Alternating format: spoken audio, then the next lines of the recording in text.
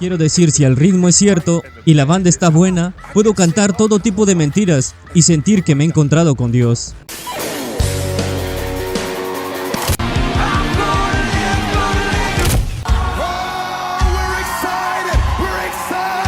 Wow, those people really can worship. No hay nada intrínsecamente malo en la gran mayoría de sus canciones, pero la forma en que la utilizan están engañando a millones de personas para que piensen que son salvos porque tienen simplemente una experiencia emocional en medio de las alabanzas. Nuestro canto debe ser teológico, y si vas a tener un líder de adoración, si vas a hacer eso, él necesita ser un teólogo.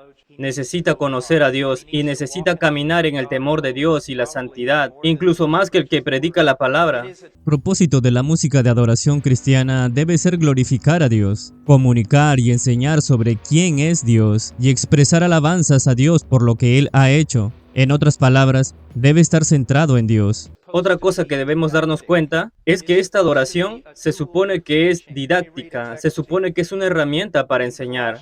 Déjame leer un texto. En Colosenses 3:16 dice, «Deja que la palabra de Cristo more en ti ricamente». Así la adoración brota de alguien que está saturado de la palabra de Dios, con toda sabiduría, enseñándose y exhortándose unos a otros con salmos e himnos y cánticos espirituales, por lo que el propósito de cantar en la iglesia es primero y principal para bendecir a Dios. En segundo lugar, es didáctico para enseñar a los que están cantando, animarlos, amonestarlos e incluso ser, supongo, una herramienta de testimonio para aquellos que están escuchando. Las experiencias de adoración moderna a menudo da como resultado que los jóvenes cristianos no se juzguen en sus propias vidas espirituales, y esto ha causado una gran inmadurez por la forma en que se expresan mientras cantan, más que en su conocimiento y obediencia a la palabra de Dios.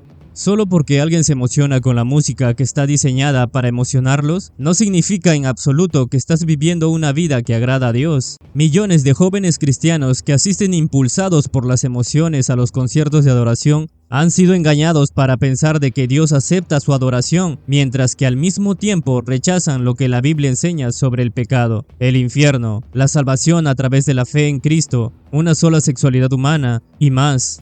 Lo que está haciendo este tipo de música de adoración es abrir la puerta de entrada a estos ministerios problemáticos. Sepa que cuando cante esas canciones, su dinero va a apoyar a las iglesias falsas que se oponen a Jesucristo.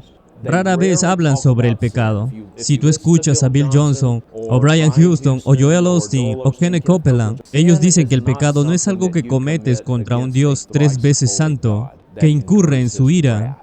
De hecho, la iglesia Betel te enseñará que el hombre es inherentemente bueno, que el hombre es inherentemente bueno. Esa es una de sus enseñanzas básicas. Por lo tanto, el pecado no es algo que tú cometes contra un Dios 3 veces santo que incurre contra su ira. Más bien, el pecado es algo que te impide tener tu mejor vida ahora. Te impide experimentar la vida abundante. Es solo algo que te estorba. No es algo que provoca la ira de Dios. Es una cosa terrible que hacemos en las iglesias hoy con respecto a la adoración, porque no conocemos el temor de Dios.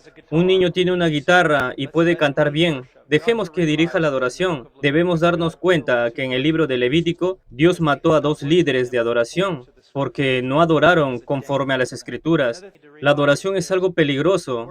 Mucha adoración en las iglesias hoy no es más que una celebración de la carne. Es un ejercicio de emoción. Si comienzas a sentir la presencia de Dios durante las notas altas y enfáticas del canto, cuando el ritmo ha sido elevado y la música está simplemente glorioso, y dices que sientes la presencia de Dios, pero no es la presencia de Dios lo que sientes, es emoción.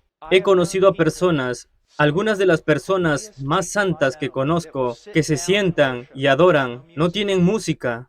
No estoy diciendo que esta es la única manera de hacerlo, pero no tienen música. Alguien dirá, cantemos el himno número 52. Son algunas de las personas más piadosas que conozco, que entienden la adoración profunda, y sin embargo llevaré a esa iglesia a personas que tienen que ver todo con música y dirán, esto está muerto.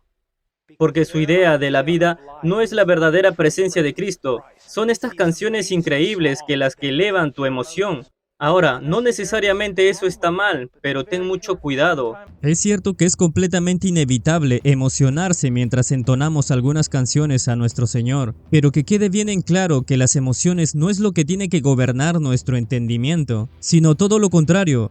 Nuestro entendimiento en la palabra tiene que controlar nuestras emociones. Escucha lo que dice en 1 Corintios. ¿Qué pues? Oraré con el espíritu, pero oraré también con el entendimiento. Cantaré con el espíritu, pero también con el entendimiento. Juan, en la isla de Patmos, Cristo aparece, cae como un hombre muerto. No quiero decir que la presencia de Dios es siempre así, pero cuando nunca es así, cuando es simplemente bendíceme, bendíceme, bendíceme, alegría, alegría, baile, baile, algo está terriblemente mal. Muchas megaiglesias e iglesias pequeñas creen que la verdadera adoración empieza cuando la música suena bastante fuerte. Ellos creen que el Espíritu Santo realmente llega en el momento que el espectáculo de luces es más impresionante. La máquina de niebla está al tope, explosiona la música cada vez más alta y la gente cada vez está más emocionada en saltar arriba y abajo. La música no es adoración. La música es sinónimo de música. La adoración es adoración. Pero generalmente escuchamos a la gente decir hoy que vamos a adorar y luego, de inmediato, eso se define esencialmente por la música. Para Dios un adorador no es quien canta, para Dios un adorador es quien vive la palabra. Hay gente que se llama adorador porque canta en un grupo de alabanza, pero vive una vida de pecado y para el Señor no es un adorador. Es un mero cantante. Estar en un grupo de alabanza no nos hace adoradores. Estar en una iglesia no nos hace adoradores. Cantar alabanzas no nos hace adoradores. La adoración es una vida rendida en obediencia al Señor. La verdad es que cantar es sin duda una parte importante de la adoración, pero necesitamos reconocer que cantar no es lo absoluto, no es el punto principal de la adoración. Si tuviera que darles un título esta noche, nuestra adoración es mucho más que las canciones que cantamos, sobre mucho más que las canciones que cantamos. Muchos tienen este pensamiento, que si actuamos lo suficientemente espiritual, si realizamos lo suficiente durante la experiencia de adoración, entonces Dios está complacido y por lo tanto los bendecirá de alguna manera.